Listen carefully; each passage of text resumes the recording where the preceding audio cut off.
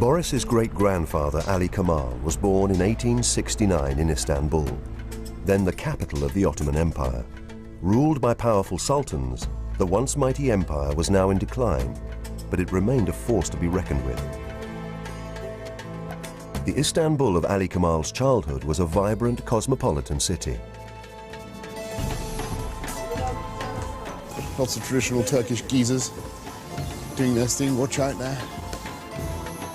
Boris still has relatives living in the city. He's on his way to meet his cousin Sinan, a grandson of Ali Kemal. Excuse me. Kirashli Mescid, okay. He's hoping Sinan will be able to tell him about Ali Kemal's early life. Maybe this is the Kirashli Mescid. Sinan, how are you? You made it. Lovely to see you. How, listen, Sinan, why did you ask me to come to Kirashli Mescid, okay? My grandfather, your great-grandfather, Ali Kemal, was born somewhere in Syria. He was born somewhere, right? Somewhere. So he lived here for a while? He spent most of his childhood here. We don't know exactly which building it was in? No, somewhere in the Syria. Ali Kemal's father was a wealthy merchant who gave his son a traditional Muslim education. He went to a Quranic school. Right. And the curriculum consisted in memorizing the Quran. The whole Quran? The whole Quran, which is quite a feat when it comes to this, that he was aged 6. And which language was this in? In Arabic. Hey, here's the incredible thing. My great-grandfather, Ali Kemal, could not only read this whole thing, but he actually knew it all off by heart. Amazing. I won the Scripture Knowledge Prize, I want you to know. Well, that's very interesting. Yeah, certainly. And the Wilder Divinity Prize. Ali Kemal's life didn't continue in a traditional vein. As a young man, he traveled to France and became a successful journalist. In 1903, he married Winifred Brune, daughter of Margaret Johnson. 3 years later, Winifred and Ali had a daughter, Selma. Then, in 1908, at the age of 40, Ali Kemal returned to Turkey, bringing his family with him. They settled in the village of Bebek, just outside Istanbul.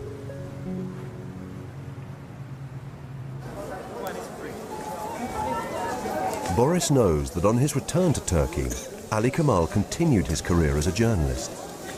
Ben, how are you? Very nice to meet you. Nice to meet you. We're going to go to the library eventually. He's meeting up with historian Ben Fortner. As a journalist himself, Boris is keen to see some of the newspaper articles his great-grandfather wrote. Ben's taking him to the library where the originals are kept. So, Ben, what is this? You can read this stuff, can you? Yes. This is the original copy of the newspaper that your great-grandfather wrote for. It's called İkdam. İkdam. And your great-grandfather, he's the lead columnist. Okay. Let's say, Fantastic. is that the right term? Okay. And this is starting here, running down 2.5 columns, and there is your great-grandfather's signature. No kidding, that's his byline? That's his byline. Oh, amazing. So that's the prime real estate on the newspaper. And it's political? Yes. Yeah. Okay. It was political, dangerously political. A few weeks after Ali Kemal's return, there was a revolution in Turkey. In the name of liberty, radical nationalists seized power from the autocratic sultan.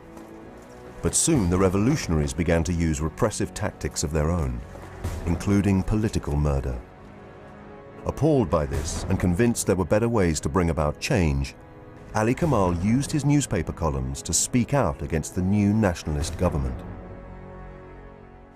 The contradiction that the revolution was waged, was carried out in the name of liberty, but yet liberty is being, in his view, sacrificed or put on the back burner. Mm-hmm. Force and pressure cannot exist in a constitutional era, whereas we try to do everything by force and pressure. So he's being critical of the government.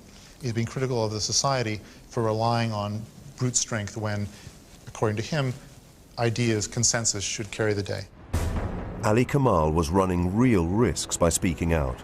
There were ominous signs that the nationalist government would not tolerate his very public criticism. Only 4 days before this article was published, an opposition editor had been assassinated by the nationalists. The real tough guys. Yes, and so the person murdered took a political stance very close to that of your great-grandfather. Right. So it must have been coming very close to the bone for him. Wow, so this is 1909. And he's starting to get apprehensive about the fate of people who are in more or less his political position. That's right. I mean, what you see, I suppose, is a great lesson about journalism and politics, because there's no doubt that the first duty of a columnist is to be read. And he's writing stuff that is readable, and it's punchy, and it's polemical. Whether it's politically safe is a difficult question. And that's where the boundary between journalism and politics becomes difficult. Because the imperative to be read and to be punchy and provocative can conflict with your political cause.